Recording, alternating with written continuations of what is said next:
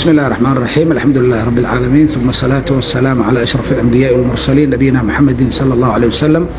maantay waa maalin Arbaca bishu waa 8 bishii shanaad, taariikhdu waa 8 bishii shanaad 2024. waxaa socda oo si fiican u socda shaqadii furitaanka toga Qardho si biyuhu ay magaalada si habsami ugu maraan.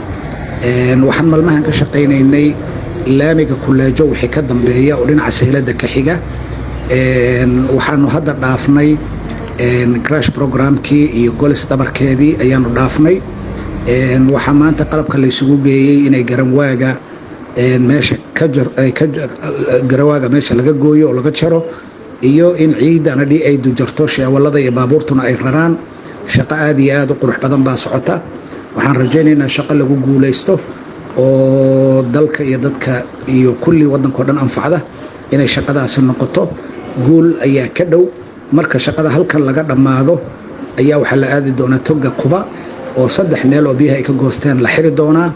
insha Allah waxaan rajayn doonaa in biyuhu ay si fiican u mari doonaan oo aysan biyo dambe magaalada ku xirmin. biyo dambe magaalada insha Allah taala aysan dhibaateyn, gaar ahaan togan biyihii mari jiray inaysan magaalada ku fatihin ay gudbaan insha Allah taala.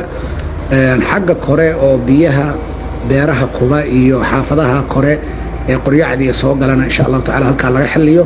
marka ducada soo haya, guul baa shaqada ka dhow. waa mahadsanyihiin shaqaalaha, injineerada, guudiga, akhyaarta oo dhan aad iyo aad baad mahadsantihiin. guulaysta. Assalaamu calaykum waraxmatullahi wabarakaatu.